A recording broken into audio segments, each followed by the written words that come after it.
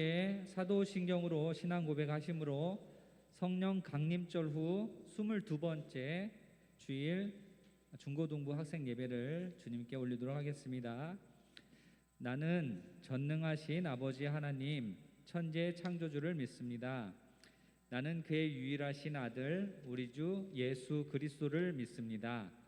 그는 성령으로 잉태되어 동정녀 마리아에게서 나시고 본디오 빌라도에게 고난을 받아 십자가에 못 박혀 죽으시고 장사된 지 사흘 만에 죽은 자 가운데서 다시 살아나셨으며 하늘에 오르시어 전능하신 아버지 하나님 우편에 앉아 계시다가 거기로부터 살아있는 자와 죽은 자를 심판하러 오십니다.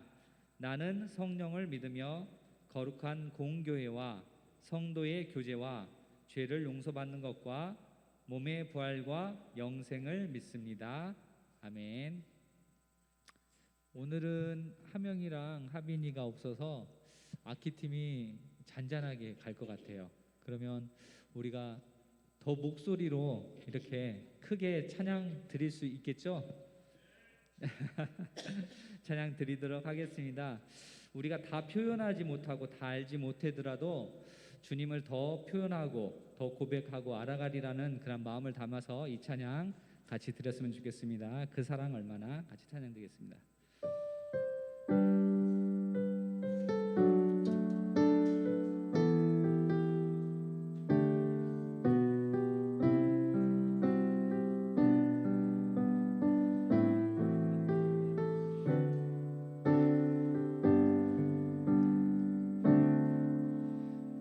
표현 못해도 나 표현하리라. 나 고백 못해도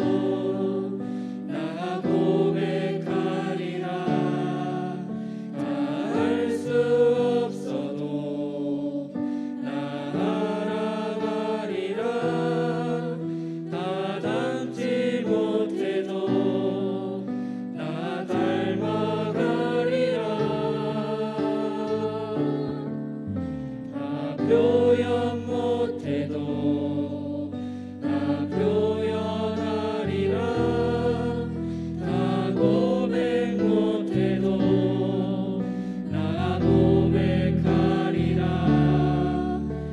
다 할 수 없어도 나아가리라. 다 닮지 못해도 나 닮아가리라. 그 사랑 얼마나 아름다운지, 그 사랑 얼마나 날 부엽게 하는지, 그 사랑 얼마나 크고 놀라운지를, 그 사랑 얼마나 나를 감격하게 하는지.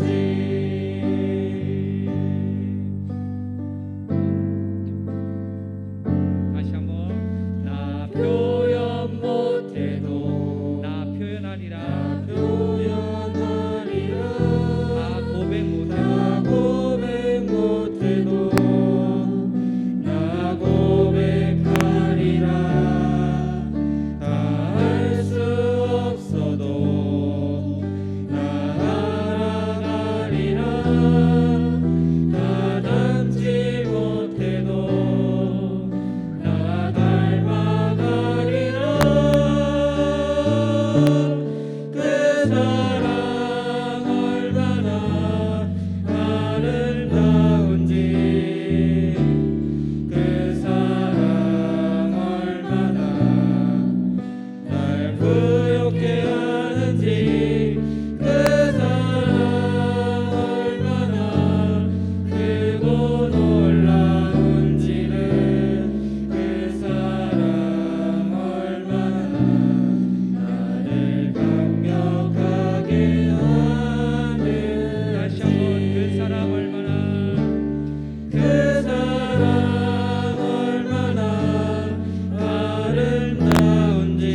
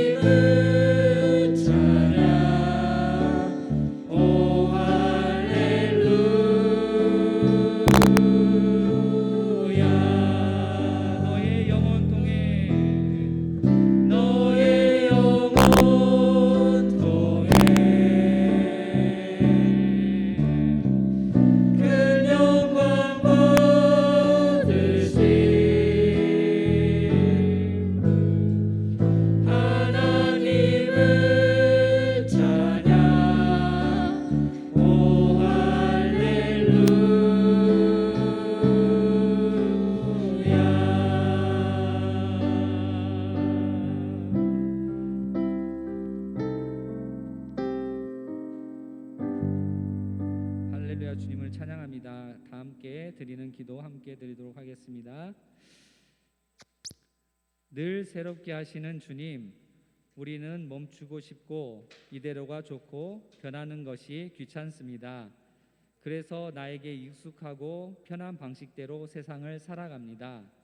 쉽게 거짓말하고 욕하고 누군가를 미워하며 늘 그랬던 것처럼 살아가지요. 그러나 주님은 우리에게 날마다 새로워지라고 하십니다. 날마다 걸으라고 하십니다. 주님의 복음을 가지고 삶을 개척하라 하십니다. 주님 안에서 우리가 변화되고 기억해야 할 것이 무엇인지 돌아보게 해주세요. 힘들고 어렵더라도 연약한 이들에게 따뜻한 손을 내밀고 마음 아픈 이들에게 위로를 건네고 눈물 흘리는 이들의 눈물을 닦아주는 모습으로 변화되게 해주세요. 주님, 우리나라가 많이 아픕니다. 죽음과 지을 수 없는 상처 속에 살아가는 사람들에게 찾아가 주시고 전쟁의 위험이 속히 사그러질 수 있도록 능력을 더해 주세요. 예수님 이름으로 기도합니다. 아멘.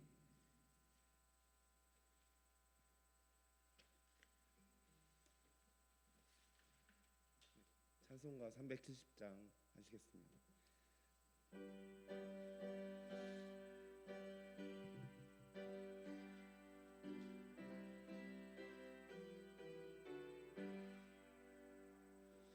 주 안에 있는 나에게 난 근심이 있으랴. 십자가 밑에 나아가 내 짐을 풀었네. 주님을 찬송하면서 할렐루야 할렐루야. 내 앞길 험해도 나 주님만 따라가리. 그 두려움이 변하여 내 기도 되었고 첫날의 한숨 변하여 내 노래 되었네. 주님을 찬송하면서 할렐루야 할렐루야. 내 앞길 나 주님만 따라가리. 내 주는 자비하셔서 늘 함께 계시고 내 궁핍함을 아시고 늘 채워주시네. 주님을 찬송하면서 할렐루야 할렐루야. 내 앞길 험해도 나 주님만 따라가리. 내 주 안에 든 언약은 영불변하시니 그 나라 가기까지는 늘 보호하시네. 주님을 찬송하면서 할렐루야 할렐루야. 내 앞길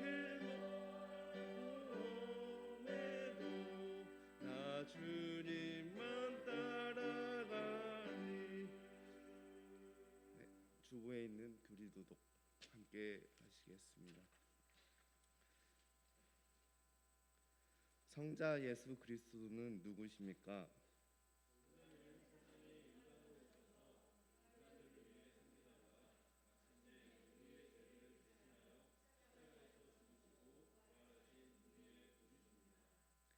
성령은 누구십니까?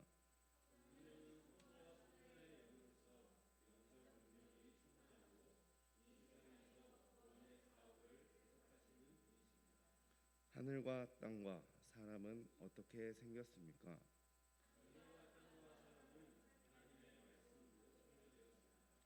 하나님의 말씀으로 만물이 창조되었다는 것은 무슨 뜻입니까?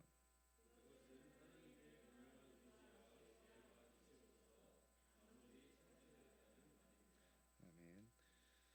우리를 대표해서 김승원 학생 기도합니다.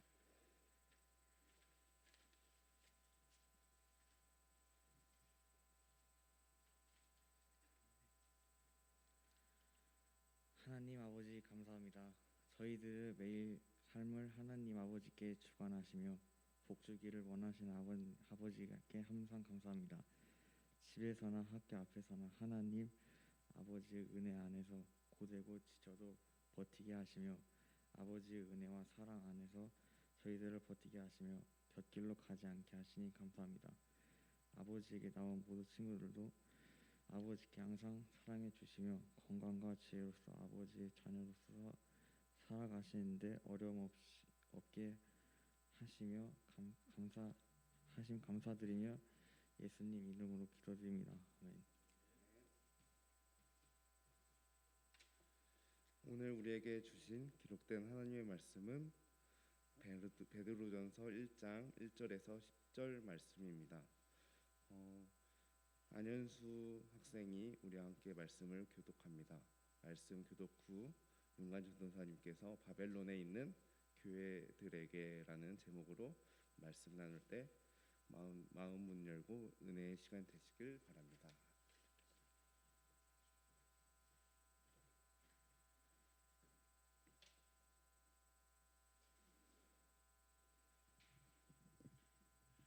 예수 그리스도의 사도인 베드로가 본데 갈루디아와 갑바도기아에 아시아와 비두니아에 흩어져서 사는 나그네들이 택하심을 입은 이들에게 이 편지를 씁니다.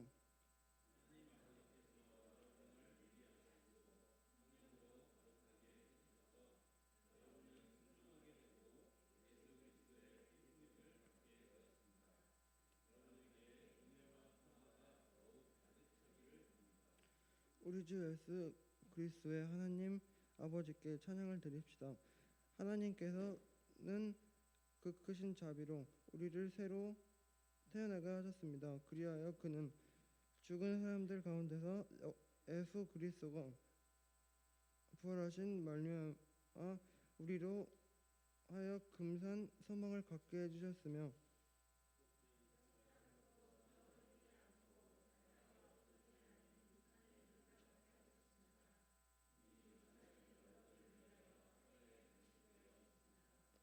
하나님께서는 여러분의 믿음을 보시고 그의 능력으로 여러분을 보호해 주시며 마지막 때에 나타나기로 되어 있는 구원을 얻게 해 주십니다.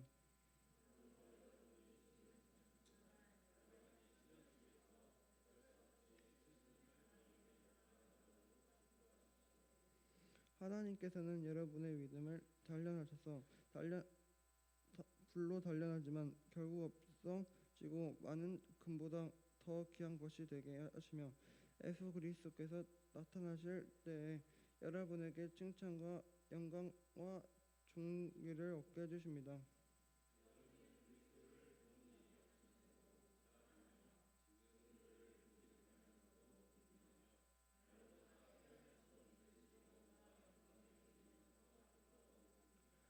여러분은 믿음의 목표 곧 여러분의 영혼의 구원을 받고 있는 것입니다.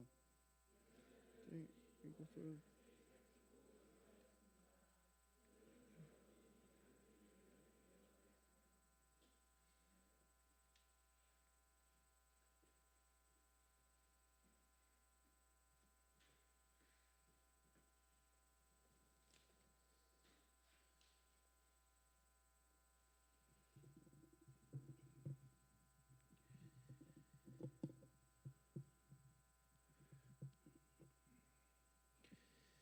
사랑하는 전주광립교회 중고등부 친구들과 선생님들에게 주님의 평화가 함께하시길 빕니다. 우리 화면을 한번 볼까요? 네, 여러분 혹시 트라우마라는 말을 아시나요? 트라우마는 큰 상처를 뜻하는 말이라고 합니다. 우리가 흔히 마음의 상처 그리고 육체적인 상처, 이렇게 몸에서 상처가 날 수 있잖아요. 그래서 마음의 상처, 육체적 상처 이 두 가지 모두를 표현하는 말을 우리가 트라우마라고 합니다. PTSD 온다. 요즘 여러분들이 장난처럼 쓰는 말 있죠? PTSD 온다. 이 PTSD도 트라우마의 일종입니다. PTSD는 큰 사건이나 사고, 그리고 전쟁이나 자연재해, 사회적 재난과 같은 끔찍한 일을 자신이 겪었거나 또는 그 끔찍한 일을 목격하게 되면서 말할 수 없는 큰 스트레스를 우리가 받게 되거든요. 정신적 충격이죠. 이 정신적 충격을 받게 되어서 우리 몸에 발생하는 이러한 어떤 마음의 질병, 정신적인 질병을 우리가 PTSD라고 이야기합니다. 그러니까 농담처럼 우리가 쓸 말이 아닌 거죠. 마음의 상처는 우리의 눈에 보이지 않기 때문입니다. 우리가 친구들을 보거나 선생님들을 보거나 다른 사람을 봤을 때 겉으로는 굉장히 멀쩡해 보이고 아무 일 없는 것 같고 늘 행복해 보이지만 사실 누구나 한두 개쯤은 쉽게 말하지 못하는, 타인에게 쉽게 마음의 문을 열지 못하는 이 트라우마를, PTSD를 우리가 안고 살아가는 게 요즘 우리의 세상인 것 같습니다. 가정에서 그리고 친구 관계에서, 여러 인간 관계에서 우리가 큰 트라우마를 입었을 수도 있고, 그리고 세월호 참사나 그리고 얼마 전에 우리에게 가슴 아픈 일이었죠. 이태원 참사 같은 이런 큰 사회적 재난을 경험하거나 또는 우리가 목격한 것에서 우리 마음속에, 우리 정신적으로 큰 트라우마가 남았을 수도 있습니다.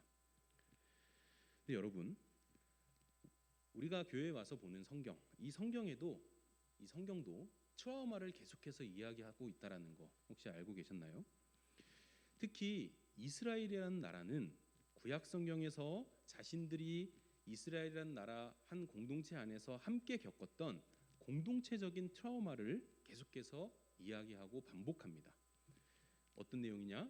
이집트 노예 시절 이야기, 그리고 이스라엘이란 나라가 완전히 멸망하게 되어서 지도에서 이스라엘이란 나라가 완전히 사라지게 된 이후에 겪게 된 바빌론 포로기 이야기. 이 두 이야기는 이스라엘이란 나라가 도대체 어떤 나라인지, 그리고 이스라엘이란 나라가 믿는 하나님이라는 신이 도대체 어떤 신인지를 분명하게 보여주는 중요한 역사 이야기인 동시에 어떤 이야기라고요? 이스라엘의 트라우마 이야기입니다. 이스라엘은 자유를 뺏기고 무려 430년 동안 노예로 이집트에서 살아야 했던 트라우마가 있습니다. 또 이스라엘은 자신들의 수도이자 성전이었던 예루살렘 성전이 완전히 무너지고 완전히 박살나요. 완전히 박살나고 나라가 망합니다. 그렇게 망하고 자기들을 망하게 한 적국 바빌론에게 가서 70년 동안 포로기 생활을 해야 되는 큰 트라우마가 있습니다. 그러니까 이집트에서의 노예 이야기, 바빌론에서의 포로기 이야기, 이것은 이스라엘이란 나라가 갖고 있는 뼈아픈 국가적인 트라우마죠. 그리고 이 이야기를 계속해서 반복적으로 이야기하고 또 이야기함으로써 이스라엘의 이집트 노예 이야기, 바빌론 포로기 이야기는 이스라엘이란 나라를 말할 때 있어서 언급하지 않을 수 없는 하나의 큰 상징이 됩니다. 화면 한번 볼까요? 자, 베드로전서 마지막이 이렇게 끝납니다. 한번 같이 읽어볼까요? 시작. 여러분과 함께 택하심을 받은 바빌론에 있는 자매 교회와 나의 아들 마가가 여러분에게 문안합니다. 여러분도 사랑의 입맞춤으로써 서로 문안하십시오. 그리스도 안에 있는 여러분 모두에게 평화가 있기를 빕니다. 여기 보면 밑줄로 그어져 있는 바빌론에 있는 교회가 여러분에게 문안합니다 라고 했을 때에 이 베드로전서의 끝맺은 문구는 당시 이 편지를 읽던 많은 그리스도인들, 이 편지를 받아서 읽게 된 많은 유대인 그리스도인들에게는 자신들이 갖고 있는, 자신들이 마음속에 간직하고 있는 국가적 트라우마를 떠올리게 하는 말입니다. 바빌론 포로기 이렇게요. 베드로전서는 예수를 믿고 따른다는 이유로 로마 제국의 박해를 받아서 지금 현재 진행형의 트라우마 속에 있는 당시 그리스도인들에게 보내는 편지예요. 그래서 이 그리스도인들에게 과거 이스라엘이 국가적으로 겪었던 트라우마 이야기, 이스라엘이 공동체적으로 안고 있는 트라우마 이야기를 지금 현재 트라우마 속에 있는 그리스도인들에게 보내면서 위로하는 편지가 바로 베드로전서라는 거죠. 왜 굳이 왜 지금도 힘든데, 지금도 힘들어서 죽겠는데 굳이 트라우마를 왜 다시 언급하는 걸까요? 누군가는 이 트라우마를 그만 얘기해라, 너 계속 슬퍼하는데 지겹지도 않냐? 힘들지도 않냐? 그만 언급해라 라고 기억하기 싫어할 수도 있잖아요. 그러나 이스라엘이 경험한 이 트라우마, 곧 이스라엘이 성경에서 계속해서 반복적으로 이야기하고 심지어 명절을 정해서 그 명절 때마다 계속해서 반복해서 이야기해온 이 트라우마는 뭐가 좀 다릅니다. 그들은 노예 생활과 나라 멸망이라는 초유의 트라우마를 경험했어요. 그렇지만 그 속에서 극적인 하나님의 해방과 구원을 직접 경험했습니다. 그것이 바로 이스라엘이 트라우마를 언급할 때마다 동시에 같이 이야기하는 출애굽 이야기, 그리고 무너진 예루살렘 성전의 회복 이야기입니다. 이스라엘은 자신들의 역사 속에서 자기들이 분명히 경험하고 목격했습니다. 그리고 이것이 이스라엘의 역사가 되었습니다. 뭐가요? 우리를 향한 하나님의 구원과 회방, 우리를 향한 하나님의 구원과 해방, 그리고 완전한 회복은 트라우마로부터 임하는 것이구나. 이 분명한 사실을 예수님께서는 직접 이 땅에 오셔서 몸소 보여주시죠. 어떻게 보여주셨죠? 바로 십자가와 부활을 통해서요. 죄 없으신 무고한 예수님의 죽음은 당시 이스라엘 종교 지도자들과 로마 제국이 함께 합작해서 예수님을 거짓으로 모함하고 서로 합작해서 만들어낸 살인입니다. 이거를 사법적 살인이라고 그래요. 법을 이용해서 아무 죄 없는 예수님을 합법적으로 죽이잖아요. 근데 당시 예수님을 따르고 있던 많은 사람들이 있었다고 하죠. 제자들도 있었고. 근데 이 사람들이 보기에는 이 예수님의 죽음이 너무나도 어이없는 죽음이고 너무나도 황당하고 억울한 죽음이어서 그 예수님의 십자가라는 것을 떠올리기만 하면, 그 십자가를 바라보기만 하면 그 자체로 트라우마입니다. 그러나 주님께서는 친구를 위해, 또 우리 친구들을 위해서 기꺼이 자기 몸을 내어주심으로 표현할 수 없는, 우리가 도대체 아까 우리 노래했죠, 표현할 수 없는, 말로 표현할 수 없는 주님의 자비와 사랑을 보여주십니다. 그리고 마침내 죽음을 이기심으로 곧 부활하심으로 십자가라는 도저히 극복할 수 없을 것 같았던 트라우마를 우리가 극복하게 합니다. 살면서 경험하게 되는 수많은 트라우마가 있습니다. 그것은 우리를 위축시키고 우리를 절망하게 합니다. 우울증에 빠지게 하고요, 공황장애로 오게 하고요, 사람과 만나는 것이 너무 힘듭니다. 그러나 기독교인인 우리는 압니다. 무엇을요? 모든 트라우마는 부활하신 예수님 안에서 반드시 치유되고 극복될 것이다 라는 것을요. 마치 예수님께서 십자가라는 트라우마를 부활의 생명, 부활이라는 영원한 생명으로 치유하시고 극복하신 것처럼요. 우리 화면을 한번 읽어볼까요? 화면에 베드로전서 1장 6절 함께 읽습니다. 시작.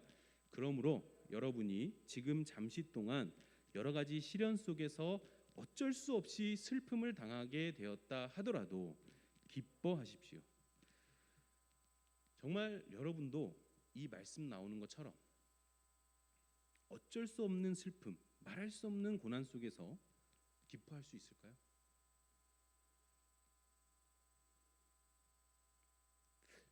질문을 이렇게 바꿔보죠. 전사님, 꼭 고난 속에서, 말할 수 없는 슬픔 속에서 기뻐해야 되나요? 자, 그 말씀에 대한 힌트는 우리 다음 화면을 볼까요?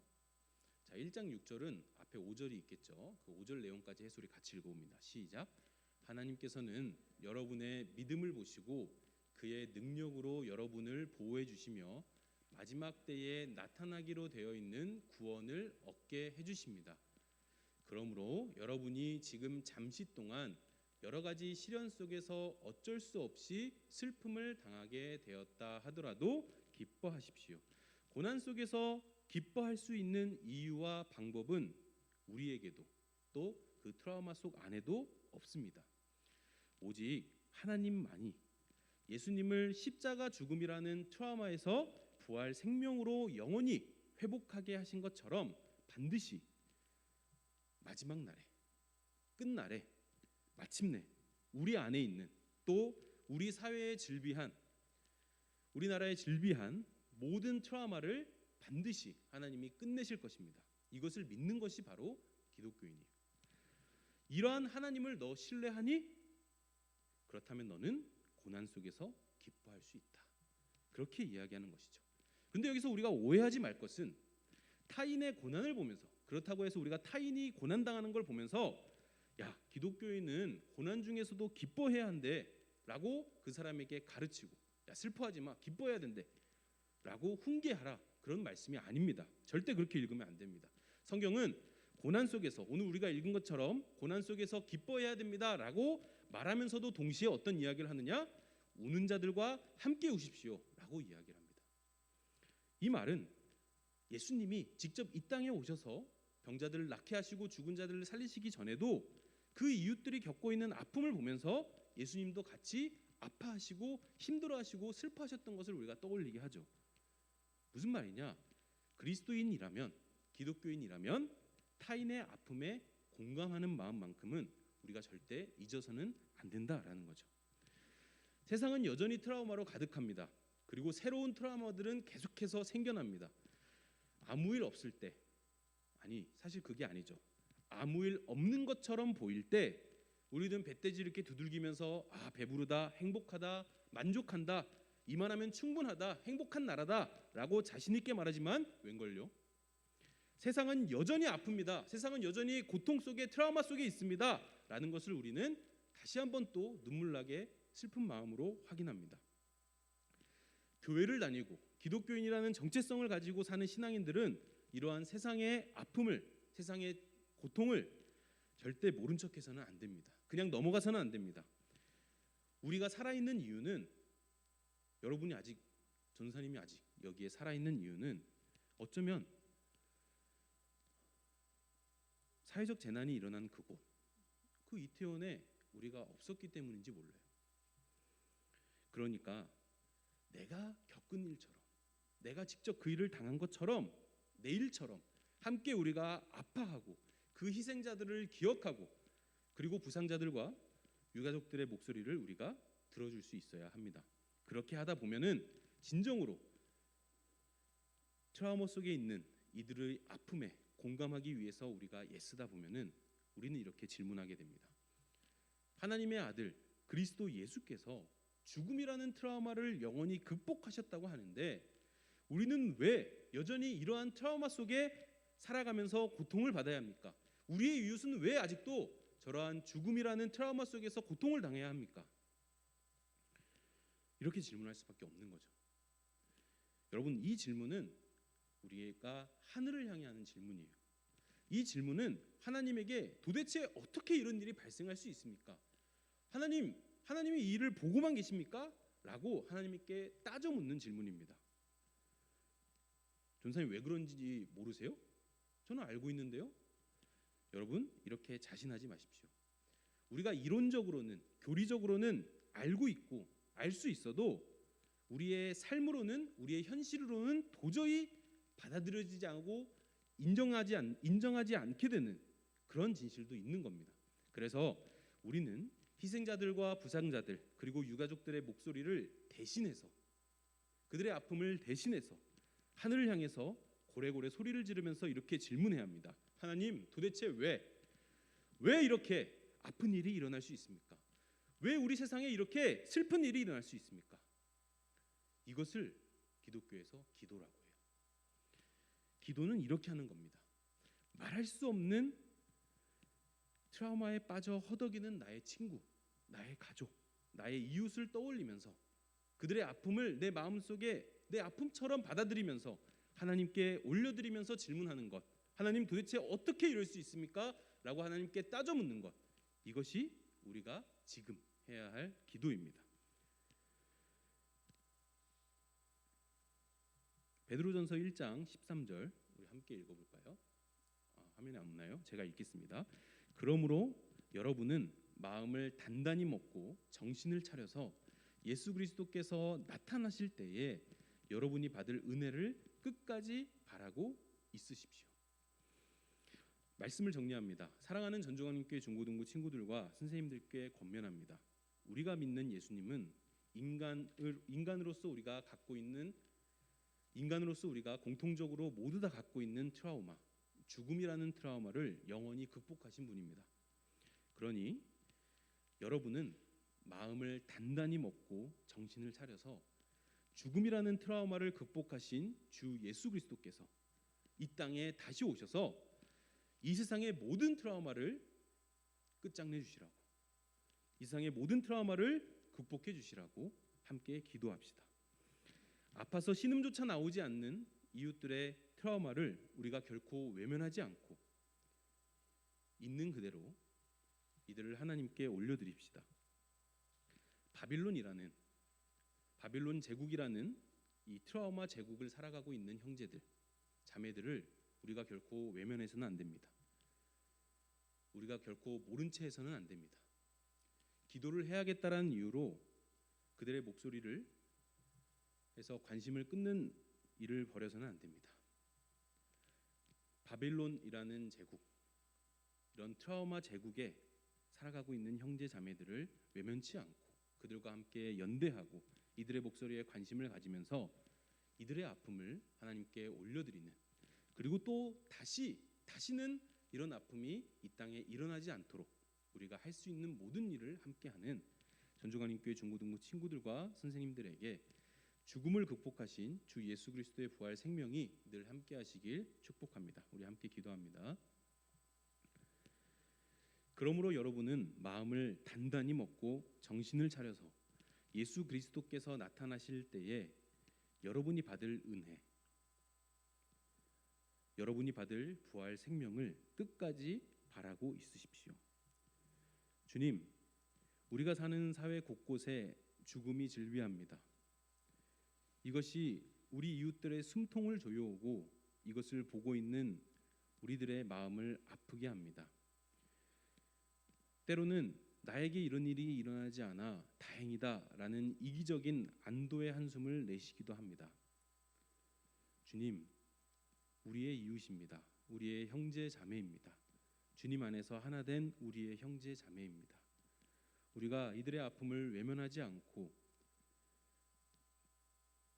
바벨론이라는 트라우마 제국 속에 갇혀 살아가는 이들의 아픔을 우리가 결코 모른 채 하지 않게 하여 주시옵소서. 그래서 우리도 트라우마를 안고 살아가지만 우리도 용기를 내어 주님의 부활로부터 힘을 얻어서 다른 트라우마 속에 갇혀 있는 저 형제 자매들과 함께 연대하고 함께 아파하고 함께 우는 우리 중고등부 친구들과 선생님들이 될 수 있도록 주님 함께하여 주시옵소서. 예수님의 이름으로 기도합니다. 아멘.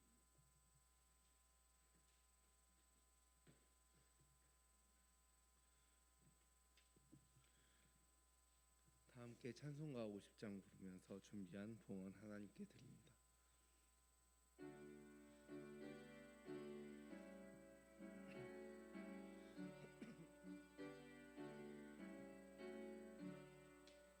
내게 있는 모든 것을 아낌없이 드리네.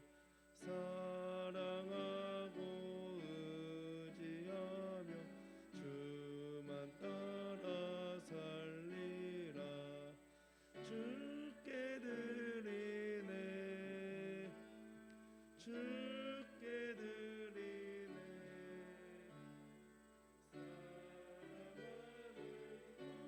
주 앞에 모두 드리네. 아멘.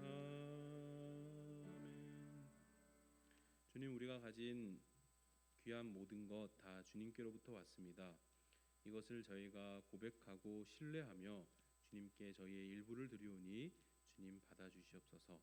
예수님의 이름으로 기도합니다. 아멘.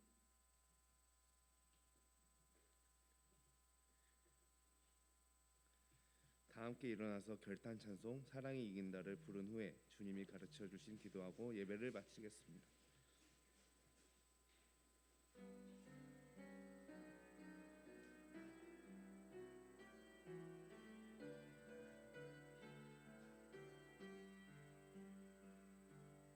사랑이 이긴다. 사랑이 이긴다. 세상에 아무리 강한 영혼도 사랑이 이긴다. 모든 걸 내려놓고 생명을 바라보자. 숭고한 그 길을 따라가는 우리의 사랑이 이긴다. 하늘에 계신 우리 아버지의 이름을 거룩하게 하시며 아버지의 나라가 오게 하시며 아버지의 뜻이 하늘에서와 같이 땅에서도 이루어지게 하소서. 오늘 우리에게 일용할 양식을 주옵시고 우리가 우리에게 잘못한 사람을 용서하여 준 것 같이 우리 죄를 용서하여 주시고 우리를 시험에 빠지지 않게 하시고 악에서 구하소서. 나라와 권능과 영광이 영원히 아버지의 것입니다. 아멘. 네, 송상훈 부장선생님 나오셔서 중고등부 공동체 인사 및 교회 소식을 전달해 주시겠습니다. 자, 반갑습니다. 우리 옆 친구 서로 인사하고 앞 친구 뒤 친구 서로 손들어서 해도 될 것 같은데요. 어색하죠? 자, 여러분 함께 해주셔서 감사합니다. 오늘 성경봉도 기도 친구들 고맙습니다. 3번은 여러분 저번 주에 같이 축하해줬죠. 축하 격려 괜찮죠?